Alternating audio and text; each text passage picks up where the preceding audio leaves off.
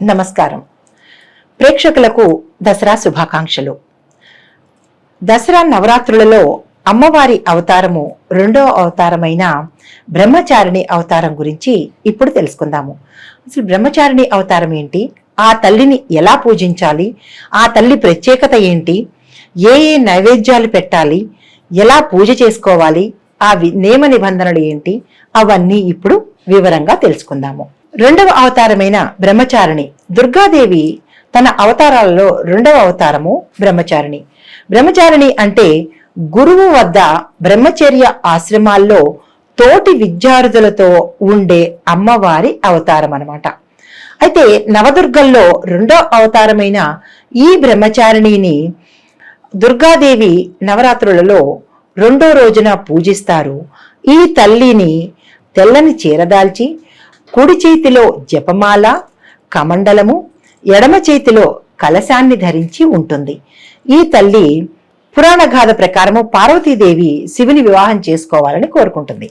అయితే ఆమె తల్లిదండ్రులైన మేనకా హిమవంతులు అది దుర్ఘటమైన కోరిక అని చెప్పిన ఆమె పట్టుదలతో శివుని కోసము 500 ఏళ్లు తపస్సు చేసింది. తారకాసురుడనే రాక్షసుణ్ణి శివుడి సంతానం చేతిలో తప్ప ఇతర వాళ్ళ చేతిలో చనిపోకుండా ఉండాలి అని వరం పొందాడు. అయితే సతీదేవి వియోగంలో ఉన్న శివుడు తిరిగి వివాహం చేసుకోవడని, ఆయనకు సంతానం కలిగే అవకాశం లేదు కాబట్టి ఆ రాక్షసుడు అలా వరం కోరుకున్నాడనమాట. కానీ భవానీమాత పార్వతీదేవిగా జన్మించి శివుని కోసం తపస్సు చేస్తోందని ముందే తెలిసిన దేవతలు పార్వతీదేవిపై శివుడికి ప్రేమ కలిగేలా చెయ్యమని మన్మధుణ్ణి కోరతారు. అయితే శివుడి మీద పూలబాణం వేస్తేనే తప్ప ఆ కోరిక పని అవ్వదని తెలిసిన మన్మధుడు శివుడి మీద పూలబాణం వేస్తాడు. ఆ కోపంలో శివుడు మన్మధుణ్ణి దగ్ధం చేస్తాడు. నిరాశ చెందని పార్వతీదేవి అచ్చం శివునిలాగానే ఉండేందుకు బ్రహ్మచారిణి అయ్యి తపస్సు చేస్తూ ఉంటుంది.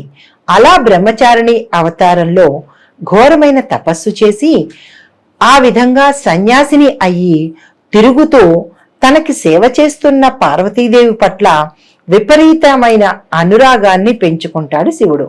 కానీ సతీదేవి తప్ప ఇంకెవ్వరూ తనకి భార్య కాలేరని భావించిన మహాదేవుడు తన గురించి తానే పార్వతీదేవికి తప్పుగా వివరించుకుంటాడు. తను ఒక దొంగనని, దొంగ సన్యాసినని అంటూ చెప్పుకుంటూ ఉంటాడు.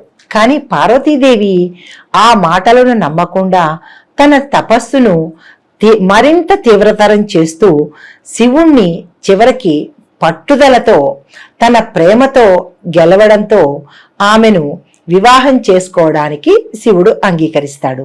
అయితే దీనికి అమ్మవారి శ్లోకం ఒకటి ఉంది, అది చెప్తాను చూడండి.